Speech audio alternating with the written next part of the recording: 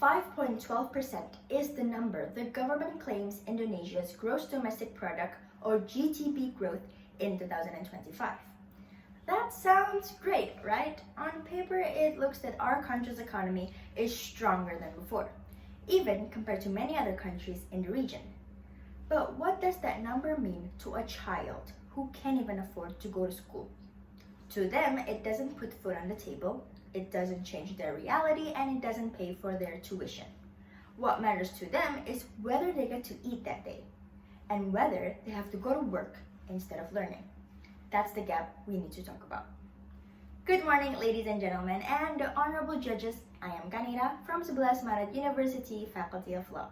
Today, I'm participating in the English Festival 2025, organized by the Economist English Conversation, Faculty of Business and Economics, Diponegoro University. And as you can see, I am studying law. Not businesses, not economics, but I still care about what happens when people get left behind economically.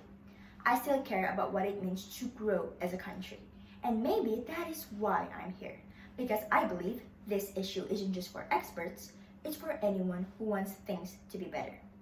Now, before I go any further, let's understand what economic growth actually means. According to the World Bank, economic growth simply means the increase of a country's economy, usually measured by how much the gross domestic product grow within 1 year. Now, when people talk about economic growth, they usually imagine big things, like skyscrapers being built, new factories opening, or people suddenly getting richer overnight. But let's simplify it. For me, growth means when opportunities are wider, life gets easier, and the future feels a little more secure than yesterday. When families aren't struggling to survive and kids can dream big. It's the kind that's felt by the people. But here's the painful reality. Not everyone gets to feel that growth. According to the Minister of Primary and Secondary Education, there are currently 3.9 million students who are not attending school. 881,000 had to drop out. Over than 1 million graduated but never continued, and more than 2 million have never experienced school ever. And why is that? Well, the main factors is economics. Lack of money covers 25% of these cases. Another 21% of children had to work instead of studying because, well, survival comes first, right? Imagine that a child who should be learning in school had to work just to help the family get by. That's the reality we are facing. Other factors also exist, such as early marriage, domestic responsibilities, disabilities, and distance to school. But the harsh truth remains. The heaviest barrier is poverty. Education becomes a privilege, where in fact, it should be a right. Now, I'm not here just to give you numbers.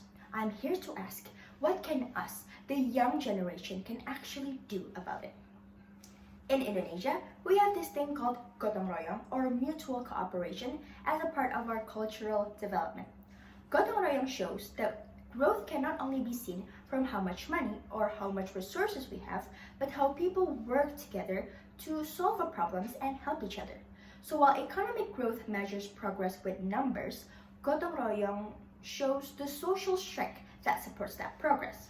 And as young people, especially us who are lucky enough to study in universities, we hold a certain privilege. We had access to knowledge, networks, and degrees.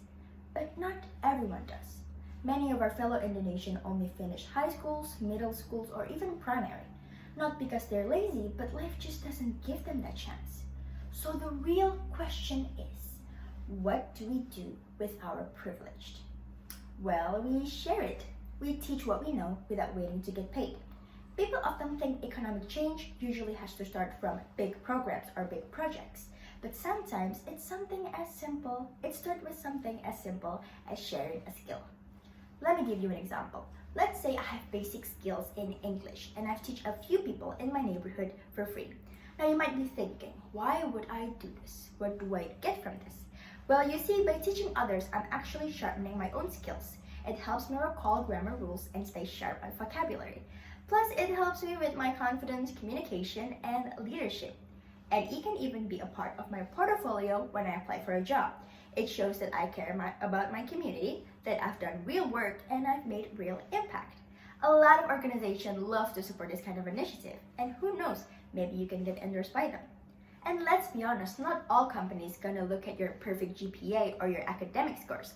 They also want to see what you've done outside of the classroom. What kind of a person are you? What have you done for your community?